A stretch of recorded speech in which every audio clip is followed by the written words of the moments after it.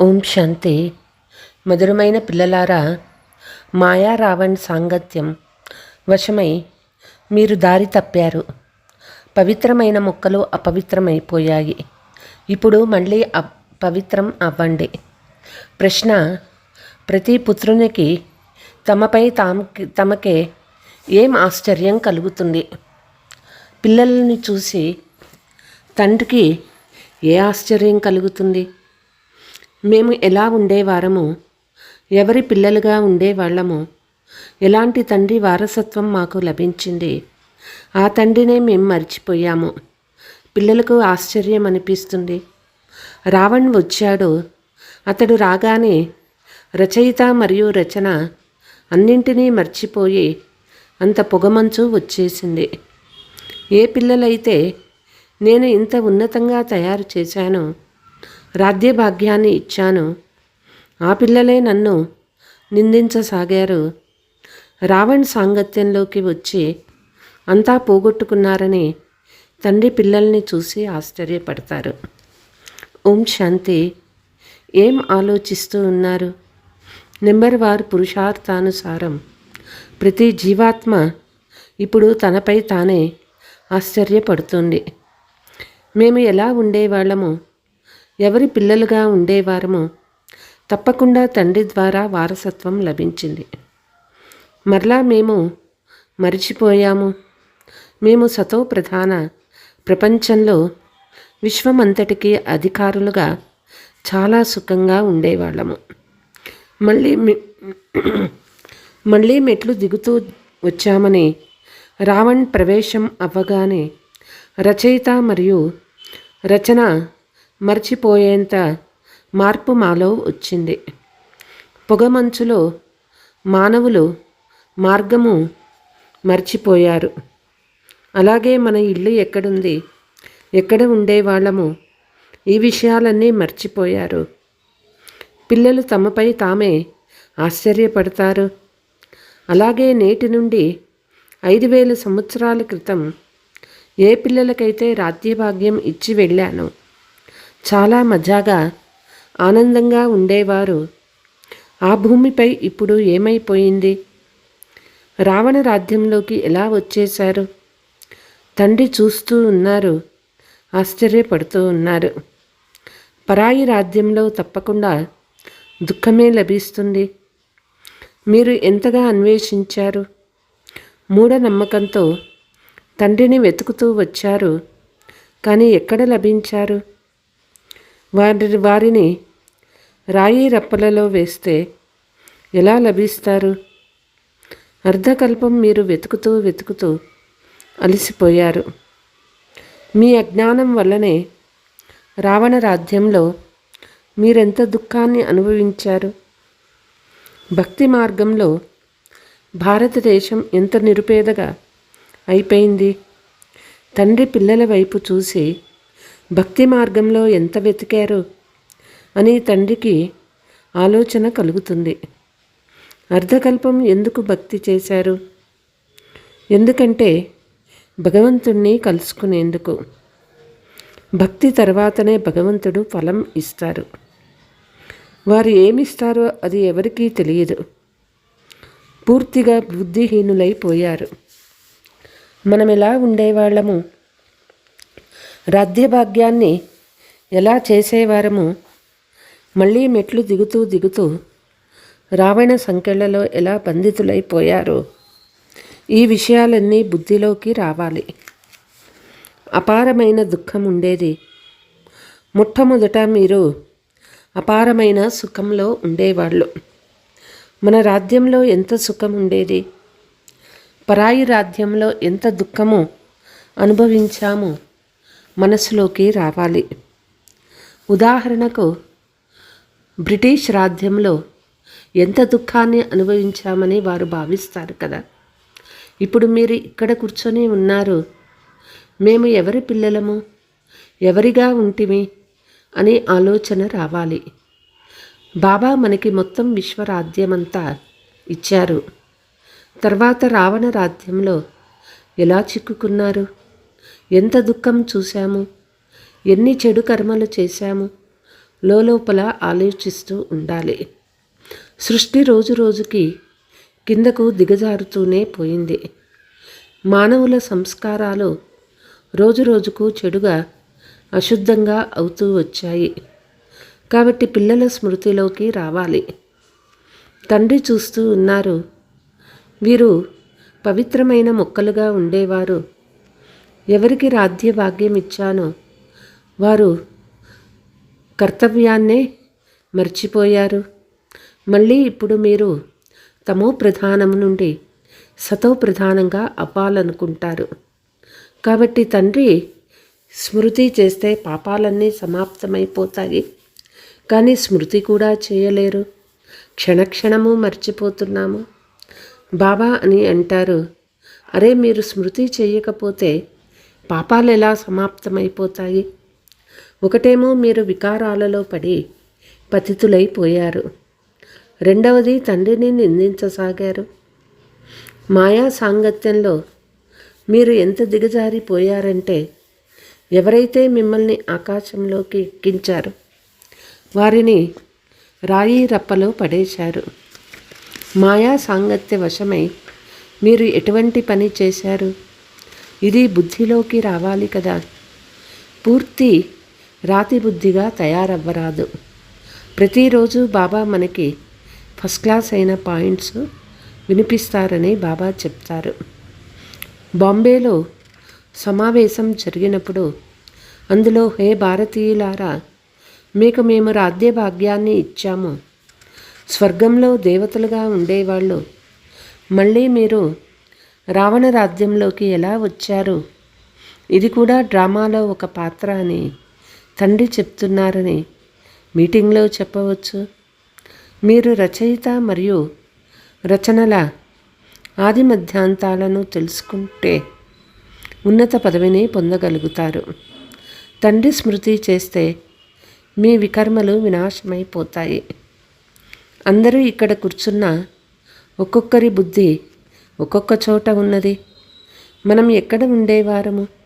ఇప్పుడు మనము పరాయి రావణ రాజ్యంలోకి వచ్చి పడ్డాము. కాబట్టి ఎంత దుఃఖీలుగా అయ్యామని బుద్ధిలోకి రావాలి. మనం శివాలయంలో ఉన్నప్పుడు చాలా సుఖంగా ఉండేవాళ్ళము. ఇప్పుడు వేశ్యాలయం నుండి వెలుపలికి తీసేందుకు తండ్రి వచ్చారు. అయినా బయటకు రానే రారు. మీరు శివాలయంలోకి వెళ్తే అక్కడ ఈ విషయం లభించదు. ఇక్కడ గల అశుద్ధ అన్నపానీయాలు అక్కడ లభించవు. తండ్రి చెప్తూ ఉన్నారు, వీరు విశ్వాధికారులుగా ఉండేవారు కదా, మరి ఇప్పుడు వారు ఎక్కడికి వెళ్ళారు? మళ్ళీ తమ రాజ్య భాగ్యాన్ని తీసుకుంటున్నారు. ఎంత సహజంగా ఉంది. అందరూ సర్వీస్ చేయవారుగా ఉండరు. నెంబరు వారుగా రాజధానిని 5000 సంవత్సరాల క్రితం స్థాపన చేసిన విధంగా చేయాలి. సతో ప్రధానంగా అవ్వాలి. ఇది తమో ప్రధానమైన పాత ప్రపంచమని తండ్రి చెప్తూ ఉన్నారు. పాత ప్రపంచంగా తయారైనప్పుడు ఖచ్చితంగా తండ్రి వస్తారు. తండ్రి తప్ప మరెవ్వరూ అర్థం చేయించలేరు. భగవంతుడు ఈ రథం ద్వారా మనల్ని చదివిస్తున్నారు. ఇది గుర్తున్న బుద్ధిలో జ్ఞానం ఉంటుంది. మళ్ళీ ఇతరులకు తెలిపి తమ సమానంగా కూడా తయారు చేయాలి. తండ్రి అర్థం చేయిస్తూ ఉన్నారు. ఇంతకుముందైతే మీరు చెడు నడవడికలు గలవారిగా ఉండేవారు. అవి కష్టంగా బాగుపడతాయి.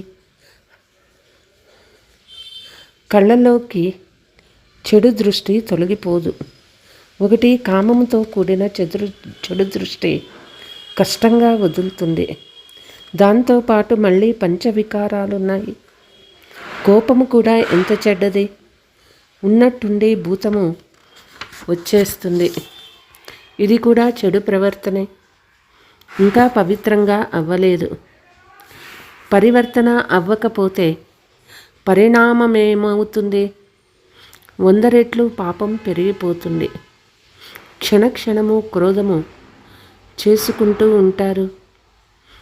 మీరిప్పుడు రావణ రాజ్యంలో లేరు కదా, మీరు ఈశ్వరుని వద్ద కూర్చొని ఉన్నారు.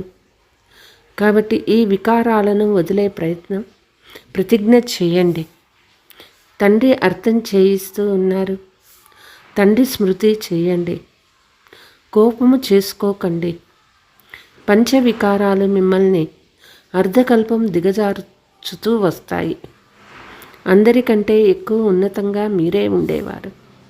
అందరికంటే దిగజారింది కూడా మీరే. ఈ పంచభూతాలు మిమ్మల్ని కింద పడేశాయి. ఇప్పుడు శివాలయంలోకి వెళ్ళాలంటే ఈ వికారాలను తొలగించాలి. ఈ వేశ్యాలయం నుండి మనస్సును తొలగిస్తూ వెళ్ళండి. తండ్రిని స్మృతి చేస్తే అంతుమతి సోగతి అయిపోతుంది. మీరు ఇంటికి చేరుకుంటారు. ఈ మార్గాన్ని మరెవ్వరూ తెలుపలేరు. భగవాను వాచ సర్వవ్యాపినని ఎప్పుడూ చెప్పలేదు. రాజయోగాన్ని నేర్పించాను. అంతేకాక మిమ్మల్ని విశ్వాధిపతులుగా చేస్తానని చెప్పాను. తర్వాత అక్కడ ఈ జ్ఞానం అవసరం ఉండదు. మనుషుల నుండి దేవతలుగా అవుతారు. మీరు వారసత్వం పొందుతారు. ఇందులో హఠయోగము మొదలైనవి వాటి మాటే లేదు.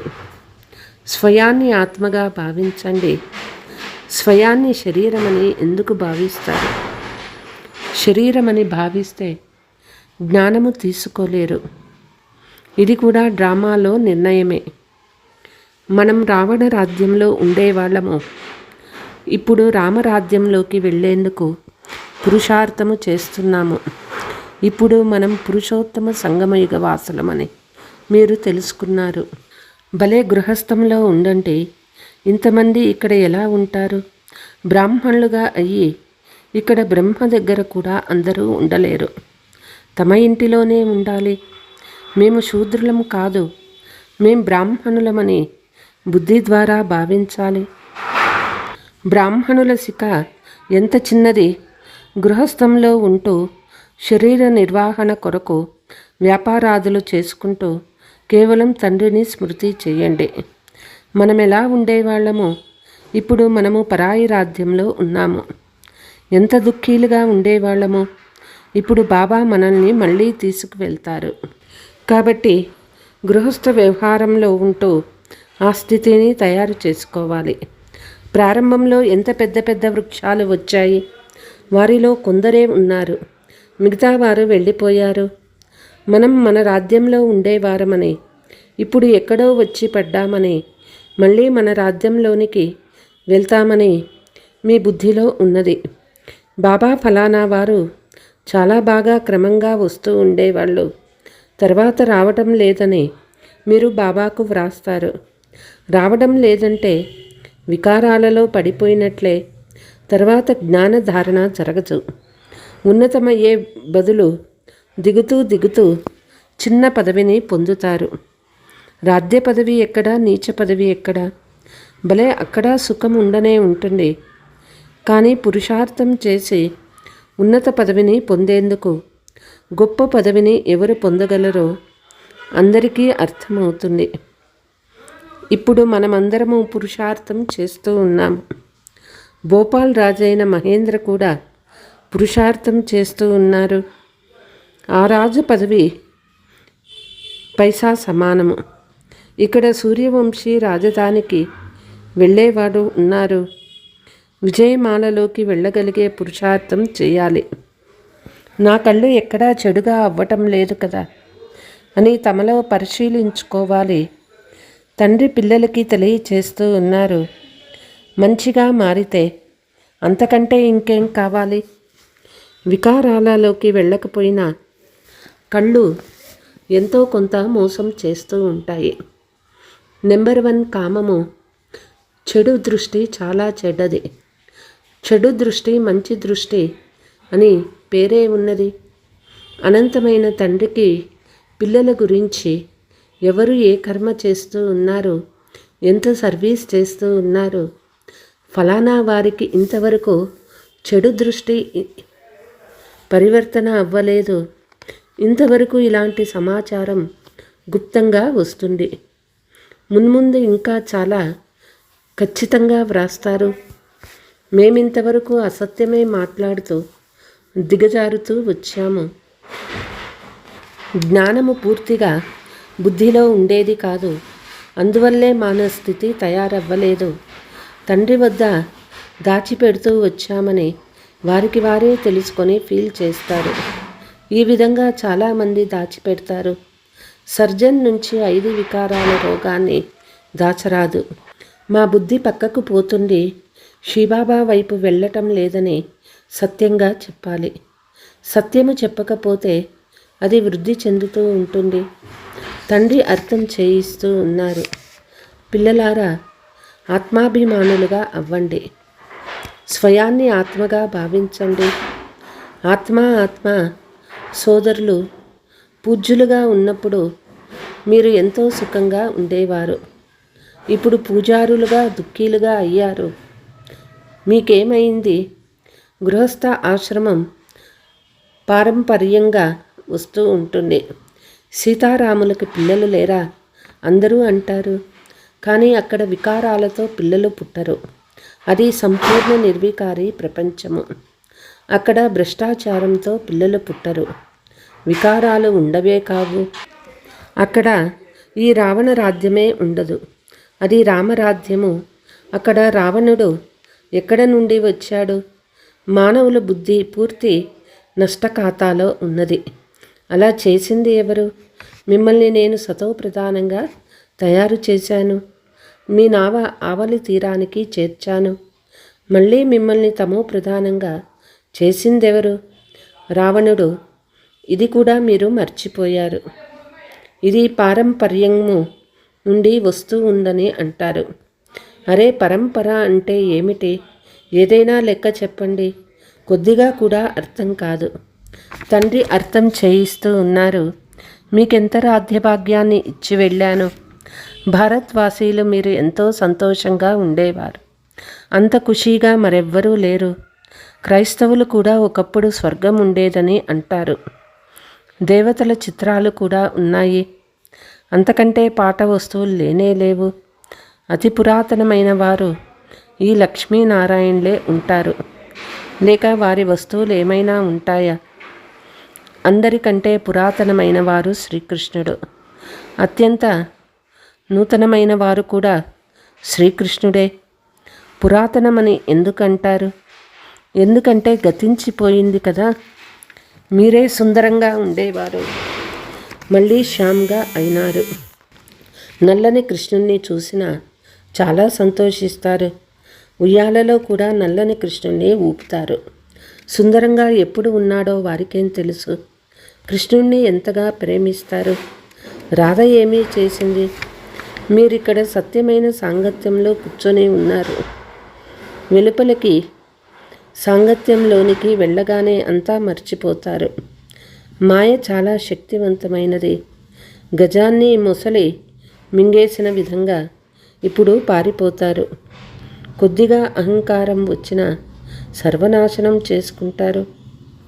బేహద్దు తండ్రి అయితే అర్థం చేయిస్తూనే ఉంటారు. దీనిని గురించి భయపడరాదు. బాబా ఎందుకు ఇలా చెప్పారు? మా గౌరవం పోయిందని అనుకుంటారు. అరే, గౌరవం అయితే రావణ రాజ్యంలో సమాప్తమైపోయింది కదా. దేహాభిమానానికి వశమైనందున తమను తామే నష్టపరుచుకుంటారు. పదవి భ్రష్టమైపోతుంది. కోపము లోభము కూడా వికార దృష్టే అని అంటారు. కళ్ళతో వస్తువును చూసినప్పుడు కదా లోభం కలుగుతుంది. ఏ ఏ విధమైన పూలు ఉన్నాయో తండ్రి వచ్చి తమ తోటను చూస్తారు. ఇక్కడ నుండి వెళ్ళి మళ్ళీ ఆ తోటలోని పూలు చూస్తారు. శివబాబాని కూడా పూలతో పూజిస్తారు. వారు నిరాకారులు. చైతన్య పుష్పము. మీరిప్పుడు పురుషార్థం చేసి ఇలాంటి పుష్పాలుగా అవుతారు. బాబా చెప్తూ ఉన్నారు, మధురాతి మధురమైన పిల్లలారా, గడిచిపోయిన దానినంతా డ్రామా అని భావించండి. ఆలోచించకండి. ఎంత శ్రమ చేస్తారు, అయినా ఏమీ జరగదు, ఏమీ నిలవదు. అరే, ప్రజలు కూడా కావాలి కదా. కొద్దిగా విన్నా వారు ప్రజలు అవుతారు. ప్రజలుగా అయితే చాలామంది కావాలి. జ్ఞానం ఎప్పటికీ వినాశం అవ్వదు. వీరు శివబాబా అని ఒక్కసారి విన్నా చాలు, ప్రజల్లోకి వచ్చేస్తారు. మనం ఏ రాజ్యంలో ఉండేవారమో దానిని మళ్ళీ ఇప్పుడు పొందుతూ ఉన్నాము. అందుకొరకు పూర్తిగా పురుషార్థం చేయాలి. లోపలే స్మృతిలోకి తెచ్చుకోవాలి. సర్వీస్ పూర్తి ఖచ్చితంగా జరుగుతూ ఉన్నది. अच्छा मीठे मीठे सिकीलते बच्चों प्रति मात पिता बाप दादा का याद प्यार और गुड मॉर्निंग. रूहानी बाप की रूहानी बच्चों को नमस्ते. हम रूहानी बच्चों की रूहानी मात पिता बाप दादा को याद प्यार गुड मॉर्निंग. నమస్తే నమస్తే. శివాలయంలోకి వెళ్ళాలంటే వికారాల సాంగత్యాన్ని తొలగించుకోవాలి. వేశ్యాలయం నుండి మనస్సుని తొలగిస్తూ వెళ్ళాలి. శూద్రుల సాంగత్యం నుండి దూరంగా ఉండాలి. గడిచిన దానిని డ్రామా అని భావించి దానిని గురించి ఏమీ ఆలోచించరాదు. ఎప్పుడు అహంకారంలోకి రాకూడదు. శిక్షణ లభించే సమయంలో అలజడిలోకి రారాదు. వరదానము: సంతోషాల ఖజానాతో సంపన్నంగా అయ్యి దుఃఖీ ఆత్మలకు సంతోషాన్ని దానంగా ఇచ్చే పుణ్యాత్మ భవ. ఇప్పుడు ఈ ప్రపంచంలో ప్రతి సమయంలో దుఃఖమే ఉన్నది, కానీ మీ వద్ద ప్రతి సమయము సంతోషం ఉన్నది. కనుక ఈ సమయంలో దుఃఖీ ఆత్మలకు సంతోషం ఇవ్వడం అన్నిటికంటే అతిపెద్ద పుణ్యము. ప్రపంచంలోని వారు సంతోషం కొరకు ఎంత సమయాన్ని సంపదను ఖర్చు పెడతారు, కానీ మీకు సహజంగా అవినాశి సంతోషాల ఖజానా లభించింది. ఇప్పుడు కేవలం లభించిన దానిని పంచుతూ వెళ్ళండి. పంచడం అంటే పెంచడం. ఎవరు మీ సంబంధంలోకి వచ్చినా వారు మీకేదో శ్రేష్టమైన ప్రాప్తి అయింది, ఆ ప్రాప్తి వల్లనే వీరికి సంతోషం ఉంది అని అనుభవం చేయాలి. స్లోగన్: అనుభవీ ఆత్మలు ఎప్పుడూ కూడా ఏ విషయంలోనూ మోసపోరు. వారు సదా విజయులుగా ఉంటారు. అచ్చా. ఓం శాంతి.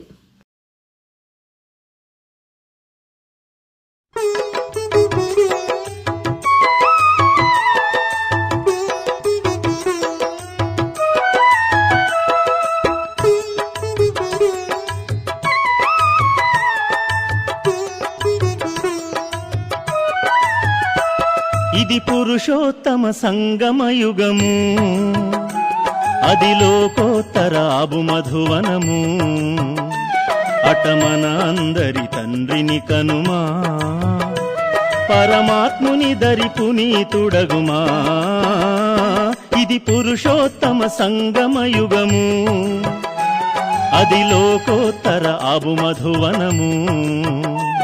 అటమన అందరి తండ్రిని కనుమా, పరమాత్ముని దరి పునీతుడగుమా. ఇది పురుషోత్తమ సంగమయుగము.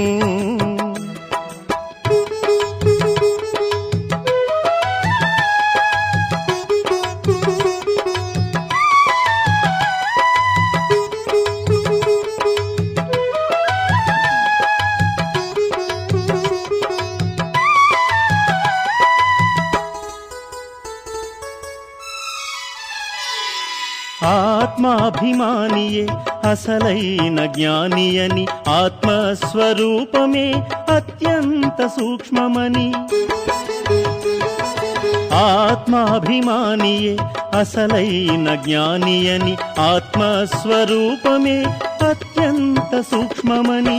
ఆధ్యాత్మికోన్నతుడై అవనిలో సాగమని ఆదేశమొసగెను ఆనందరూపుడు జ్యోతి స్వరూపుడు. ఇది పురుషోత్తమ సంగమయుగము, అది లోకోత్తర ఆబు మధువనము. అటమన అందరి తండ్రిని కనుమా, పరమాత్ముని దరి పునీతుడగుమా. ఇది పురుషోత్తమ సంగమయుగము.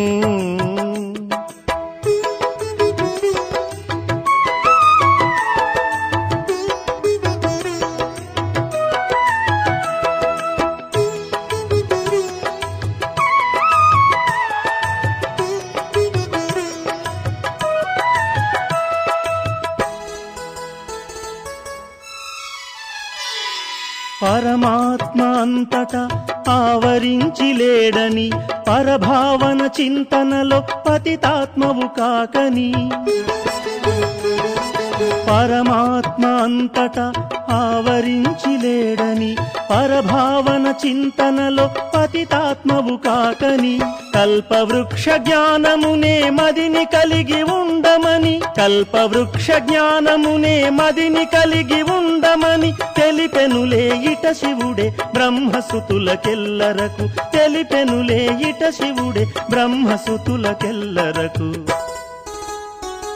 ఇది పురుషోత్తమ సంగమయుగము అది లోకోత్తర ఆబు మధువనము అటమన అందరి తండ్రిని కనుమా పరమాత్ముని దరి పునీతుడగుమా ఇది పురుషోత్తమ సంగమయుగము అది లోకోత్తర ఆబు మధువనము ఇది పురుషోత్తమ సంగమయుగము